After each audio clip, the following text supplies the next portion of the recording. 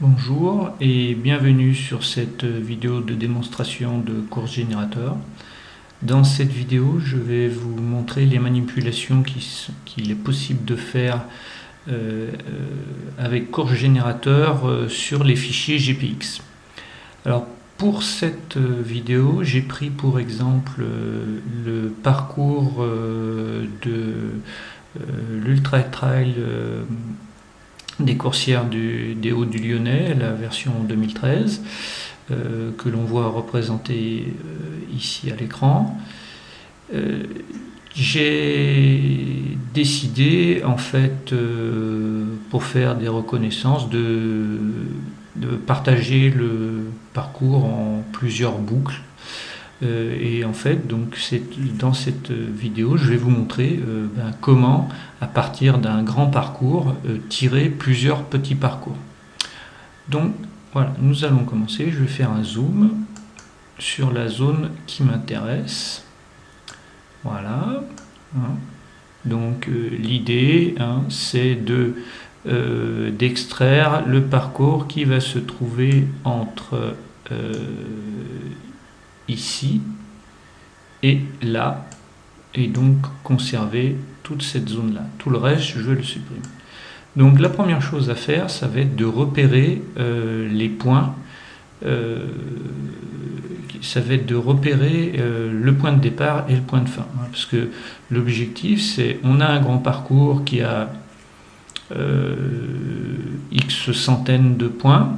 On va repérer la ligne de départ, on va repérer la ligne de fin, on va sauvegarder le parcours, l'extrait du parcours, une partie du parcours, on va aller sur un site, on va compléter, on va créer la liaison entre le début et la fin, et après on fera une manipulation supplémentaire parce que bien sûr le point de départ ne va pas être bon et il va falloir qu'on repère le point de départ.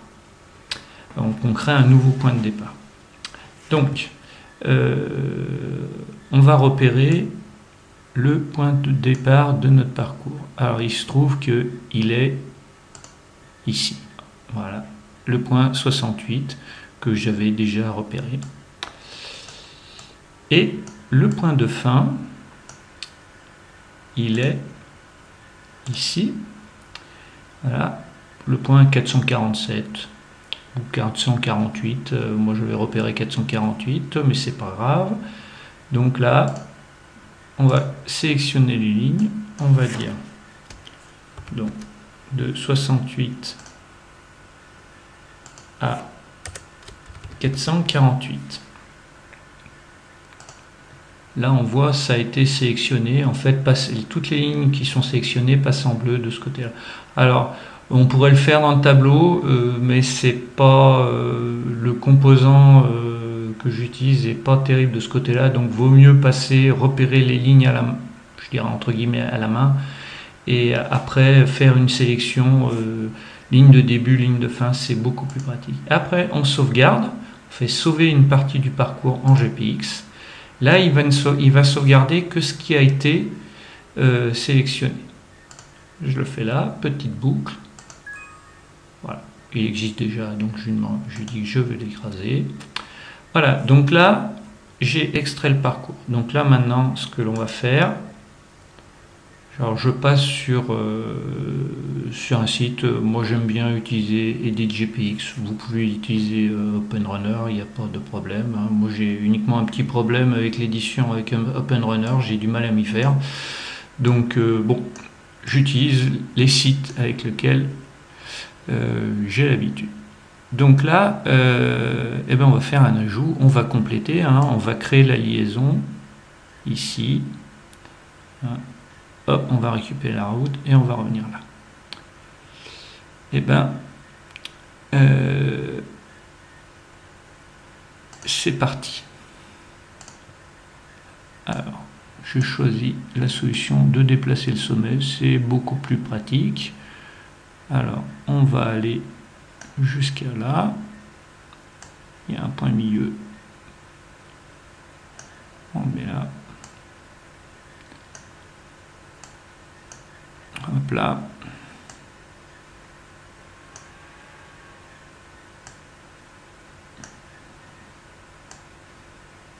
Voilà. On fait un petit zoom. Là. Voilà. Il était là. Donc ce qu'on va faire, on va rapprocher celui-là. On va mettre lui là. Là. Là. Et voilà.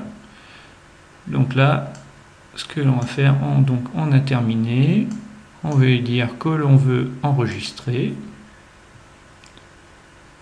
OK pour enregistrer.